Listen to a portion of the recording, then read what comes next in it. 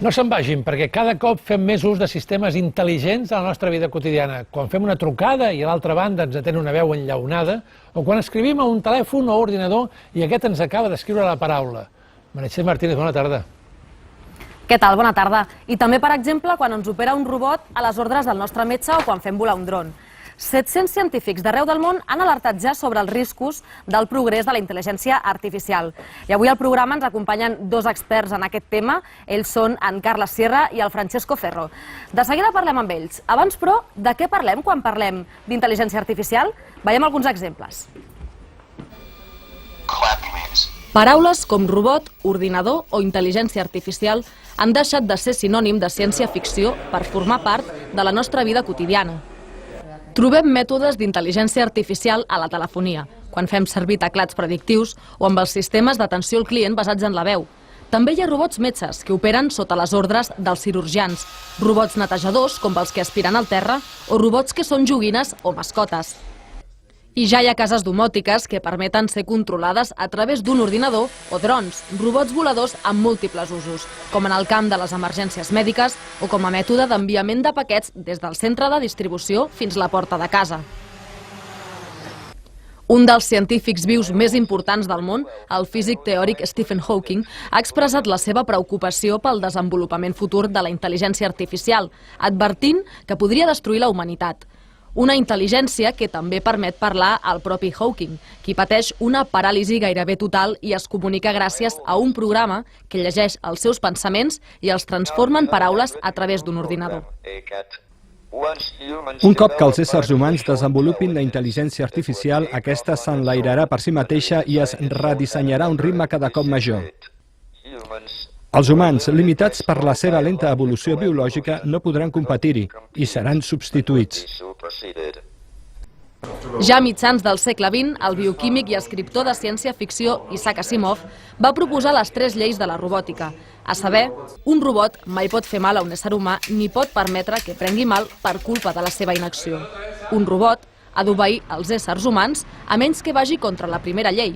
I un robot ha de protegir la seva pròpia existència a menys que vagi contra les 2 primeres lleis. Algunes de les preguntes que planteja l'evolució de la tecnologia encara no tenen resposta. Cal, doncs, tenir por de l'avenç de la intel·ligència artificial? Uita, qui és aquest? Fixa't, Xavi, avui per parlar d'aquest tema hem portat 2 experts i una mascota. Ells són els experts, en aquest cas, el Carles Sierra, que és el vicedirector de l'Institut d'Investigació en Intel·ligència Artificial. Bona tarda. Hola, bona tarda. I també el Francesco Ferro, que és director de PAL Robotics, una de les companyies de Barcelona que ha creat un dels models de robots humanoides més importants del món, com els que veiem al vídeo. I et deia també una mascota, perquè és el Terra. El Terra, que ens l'ha portat el Carles, però no té cognom, no? El Terra No té cognom. ha vingut en qualitat d'animador aquí, quasi, no? Sí, perquè no para d'amores, eh? Exacte. Crec que la pregunta obligada que us hem de fer primer de tot, bona tarda, és que ens expliqueu. Hem escoltat les declaracions de Stephen Hawking que deia que el progrés de la intel·ligència artificial vaticina el final de la humanitat. Això és una declaració tremendista? No sé què en penseu vosaltres. Jo penso que sí. Fa 20 anys un altre físic molt conegut, Roger Penrose, afirmava que la intel·ligència artificial era una quimera i que mai es podria aconseguir. I ara, 20 anys més tard, l'Stephen Hawking ens vol posar la por al cos a tots de que la intel·ligència artificial acabarà amb nosaltres. Jo no crec que això sigui una cosa que podrem veure en les properes dècades, és una cosa que potser podrem replantejar-nos aquí a 20 o 30 anys. De moment, la intel·ligència artificial i els seus usos civils el que proporcionaran en els propers anys és uns grans avenços en la qualitat de vida de molta gent. És cert que hi ha riscos, òbviament, hi haurà feines que actualment fan les persones i que passaran a fer les màquines, com ha passat en els últims 500 anys, i ens haurem d'anar adaptant, diguem-ne, a aquests canvis socials a mesura que vagin arribant. Fixeu-vos en les imatges que estem veient ara, aquests són els robots de PAL Robotics, Francesco, els de la vostra companyia. Clar, veiem això que són robots, en aquest cas, d'acompanyament, per servei. Això és molt diferent de la imatge de Terminator que tenim tots potser al cap, no? Exactamente. Lo que nosotros creemos en la robótica de servicio. Entonces la robótica tiene que ayudar a los humanos, utilizar las mismas herramientas de los humanos, interactuar con los humanos y colaborar con ellos. Entonces esto pues en el ámbito de la robótica de servicio es para incrementar la vida diaria de cada persona. Pues entonces nuestro objetivo es de utilizar la robótica para solventar problemas. Por ejemplo, tenemos un robot de inventario que en el ámbito de una tienda puede hacer un inventario 3D y de manera autónoma, una cosa muy tediosa para una persona humana, por ejemplo, o un robot de protocolo como por ejemplo el RIM, que puede dar información con una pantalla táctil, moverse y guiar las personas en entornos indoor.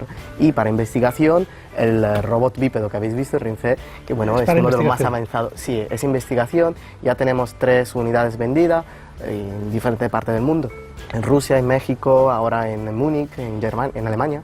Y bueno, pues la idea es que también se puede utilizar la robótica para ser parte educativa, que es un poco lo que concordó también con Carles, que la robòtica tiene que entrar también en la vida diària de cada persona, també a nivell educatiu. Entonces... Clar, perquè encara estem parlant dels altres robots, aquests robots que la gent fa servir a casa, per exemple, mira, el que em neteja, el que m'aspira, no? Cada vegada tenen més sortida, és a dir, més acceptació per part nostra? Jo penso que sí. Fa uns anys hi havia el tema de les aspiradores, que eren com una novetat, ara ho hem assimilat com una cosa més habitual. Igual que això, tindrem persones assistides per robots que els ajudaran a gestionar la cuina, per exemple, a gestionar el anar a dormir en els serveis. Per tant, jo penso que sí, que la robòtica d'assistència domèstica anirà... És un dels exemples de la robòtica i de la intel·ligència artificial que anirà a més, però no tot és la robòtica, hi ha moltes aplicacions que veiem a diari a partir dels nostres mòbils, dels ordinadors, que ens ajuden a fer la vida més fàcil. No trigarem gaire a tenir telèfons que d'alguna manera ens faran la traducció automàtica d'altres llengües. Això és un tema que segurament molta gent considera que en els propers 10 anys tindrem. Llavors, Francesco, aquests 700 científics que han signat el manifest a favor d'uns primers límits ètics, tot això creus que és necessari? Hem de tenir por d'aquesta futura intel·ligència que encara no sabem per on anirà? Como siempre, pues depende de cómo se utilizará la tecnología, en este caso la inteligencia artificial. Pues yo estoy de acuerdo en el hecho que no tenemos que tener miedo y incrementar toda la parte de tecnología es una cosa que nos ayudará en el futuro para poder hacer mucho más cosas y menos trabajo tedioso, para decirlo así, ¿no? Un poco aburrido y poder utilizar pues un poco más nuestras neuronas para trabajos un poco más elevados, para decirlo así. Sí, Carles, este manifiesto un poco pone el énfasis en una cosa que a mi me parece bastant òbvia, que és el tema de la intel·ligència artificial robusta. És a dir, la intel·ligència artificial que pugui garantir uns nivells de seguretat en els usuaris, que per mi és un requeriment de qualsevol sistema industrial, de qualsevol eina que tinguem a prop nostre. I per tant, jo penso que no és prou ambiciosa en, per exemple, posicionar-se en contra de lo que seria la robòtica militar, que podria haver estat part del manifest i que no hi ha acabat de formar part. La intel·ligència artificial ha de ser robusta, com és qualsevol altra tecnologia, ha de garantir que no hi ha errors, que no es provoqui mal a persones, i igual que tu tens la línia 9 del metro, que és autònoma, els trens prenen decisions de quan arrencar, quan frenar, perquè es pot garantir, perquè no hi ha persones que puguin anar a la via, i per tant no hi ha persones darrere del control d'aquell metro. En canvi, en el cas dels tramvies, sí que tens una persona que està en el tramvia, tot i que el tramvia es condueix de manera autònoma, però que està allà en previsió de que no pugui haver-hi algun problema i que hagi de reaccionar a una situació no prevista. Per tant, tota tecnologia, quan s'introdueix en la societat, té uns requeriments de seguretat que s'han de complir i això passarà amb la introducció de la intel·ligència artificial en la vida quotidiana de tots nosaltres. Més o menys, Xavi, ens ha anat explicant el que es pot fer ara amb la robòtica, amb intel·ligència artificial, però cap a on podem anar? Què pot arribar a fer la robòtica, la intel·ligència? Fa 20 anys no existien els aparells que tenim ara, no? D'aquí 20, com pot estar la situació? Clar, i com has dit ja que podrien traduir, no?, de l'idioma, el telèfon ho traduirà si parles amb algun alemany. Jo he vist prototips en els quals tu parles per telèfon, això es tradueix en un altre idioma, en aquest cas era de portuguès a anglès, amb morphing, que es diu, que és a dir, amb la teva veu. És a dir, pots sentir-te a tu parlant en un altre idioma. En un altre idioma. Francesco, tú ya sí. También ahora mismo hay programas que ya solamente con una cámara foto, con la del móvil, pues se traducen en tiempo real imágenes. Pues se está trabajando también en eso. Entonces son todos avances de inteligencia artificial. I què més? Això que he de preguntar a la Meritxell. Què més podem tenir? Què més ens podem avançar que pot passar? Perquè, clar... Sí.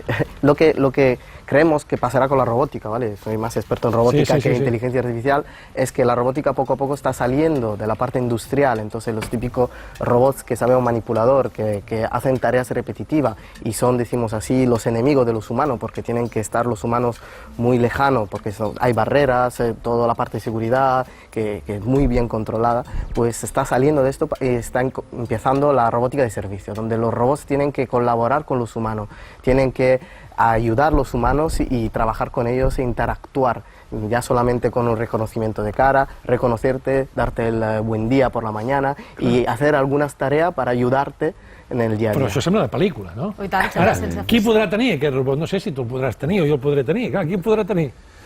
Bueno, això és un altre tema complicat, que és si la introducció de la tecnologia, això augmenta les diferències socials, o d'alguna manera haurem de replantejar quin és el model econòmic en el qual ens movem, que jo crec que sí que s'haurà de replantejar, perquè moltes de les feines que avui dia es fan repetitives es continuaran substituint. Per tant, s'ha de donar una sortida a la gent que perdrà la feina, perquè aquestes feines la podran fer les màquines, i aquí els poders públics, òbviament, han d'intervenir, la societat, els parlaments, en definir models econòmics que permetin que la riquesa que aquests esclaus robòtics tindrem, aquestes eines d'intel·ligència artificial produiran, que es reparteixi de manera... Perquè estàveu parlant que pot arribar a ajudar gent, no? Sí.